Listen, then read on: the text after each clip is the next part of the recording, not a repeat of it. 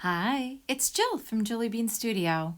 I hope you're well, and if you have some time today, I would love if you journal with me.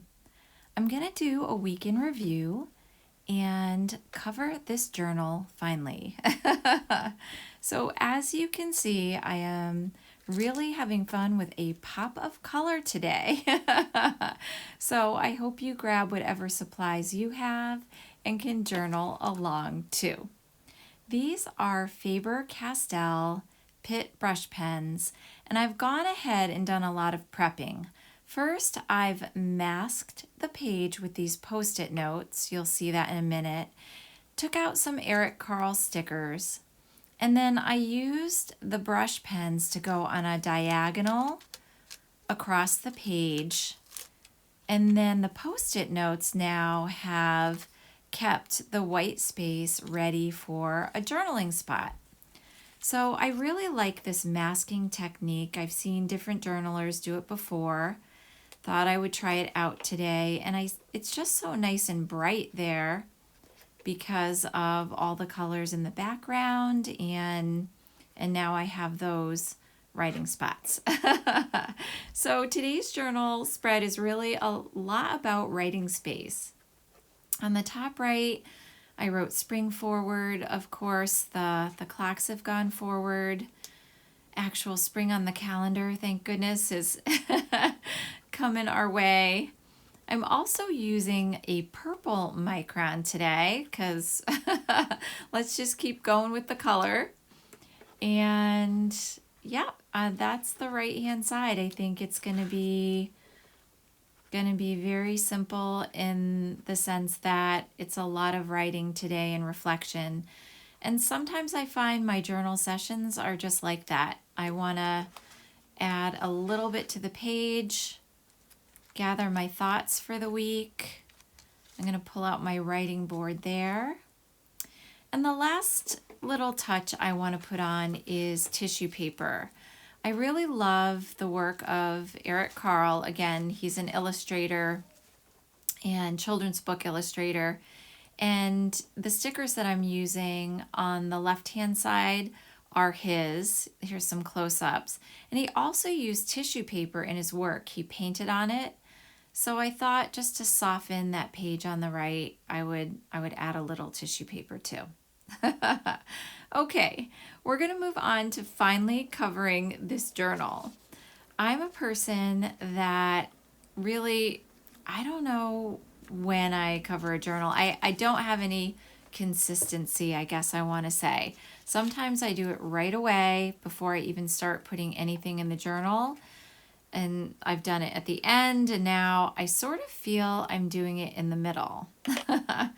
So in this case, I'm going to make a collage on the cover of the Hobonichi Day Free. If you're not familiar with this journal, it is an undated journal except for some calendar pages in the front. And I'm still in the actual 2021 version, but the beauty of that is it's undated, so it doesn't matter.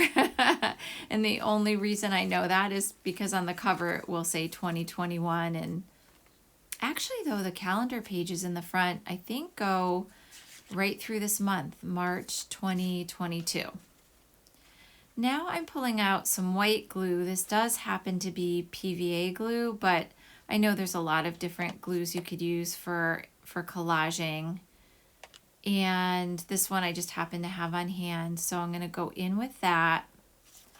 I like when I collage to put down a pretty large piece to get the background going.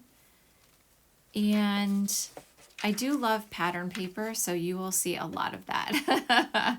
I'm also going to use some of the washi tape on the left, and also on the bottom left I have a tag that I made in my other current journal, which is an altered book junk journal.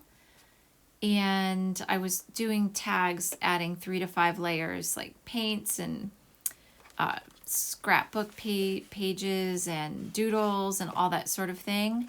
And I really like this one.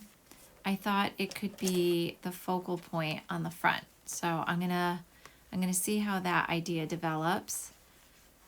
And you could use a bone folder. I often grab for the back of my scissors to make sure the glue is spreading out evenly. Get those corners and those edges. So how are you? Are you journaling lately? Are you crafting? I have enjoyed this now turning towards spring weather, and I'm starting, I think, to, well, I always love color, but I'm really feeling the color lately. I want more botanicals and bright colors and things like that in my journal.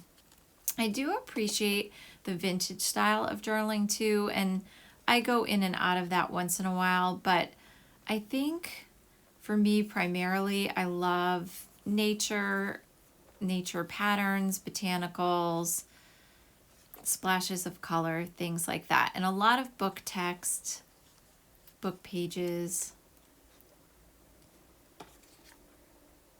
So this is the decision point where I always find that's the muddy middle for me. Does this happen to you? I'm not exactly sure what to do yet, so I put down a little sticker to just fill in that gap. And sometimes it's helpful to me to work around the border and towards the middle. I don't know if you do that as a person who may do collage. I find that tends to be a habit of mine, is to get the border down. And then here we are. Okay, so this is the tag I made earlier. Oops, I just took that out for a quick gluing. And I like this for a focal point. It's scrappy, but I have the image that I doodled of sort of me with a cup of coffee that I don't have right now in front of a computer. So I think that will work for the majority of the front, but I do notice on the right hand side, the edge there, I have a bit of a gap. So I'm going to use this washi tape. I rarely use the thin ones. I tend to use the, I don't know, the more standard issue ones. And I'm gonna run that up, make a little border there, and trim it off. So I hope whatever projects you're doing now that you are enjoying your journaling, whether you're a bullet journaler or art journaler, creative journaler of any kind. I find I am really loving and enjoying this style of journaling, and then playing with different papers and things in my altered book junk journal, which I'll share more of, I think, in the next coming video or two. So here's some washi tape. I did buy that, I believe, as a set on Amazon.